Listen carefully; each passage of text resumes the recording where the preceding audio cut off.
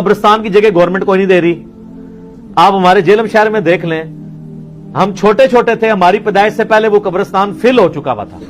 अभी तक जितने बंदे मर रहे हैं वहां दफनाए जा रहे हैं। तो सर वो कोई जमीन कोई फैल तो नहीं रही है। होता क्या है कि वो, मैंने खुद कब्रकांदियों के इंटरव्यूज किए हैं, मैंने उनसे पूछा यार कि ये कब्रों की जगह नहीं, आप लोग कहां? वो कहते हैं जी हम देखते रहते हैं, जिस कब्र पे लोग आना छोड़ देते हैं, कब्र के सार मिटते हैं, आस्ता आस्ता हम देखते हैं मिटते हैं, तो फिर हम उसको बराबर करके उधर नई कब्र खो देते हैं और नए मुर्दा दफना देते हैं। ये मिर्जा साहब इन्नी टेंशन ना लवो, गवर्नमेंट जे कब्र जगह नहीं दे रही। ਸਾਡੇ ਕੋਲ ਇੱਕ ਪਲਾਟ ਹੈ 2.5 ਮਰਲੇ ਦਾ, ਤੁਸੀਂ ਹੁਣ ਇਰਾਦਾ ਕਰ ਲਓ, ਅਸੀਂ ਤੁਹਾਨੂੰ ਆਪਣੇ ਪਲਾਟ 'ਚ ਜਗ੍ਹਾ ਦੇ ਦਾਂਗੇ।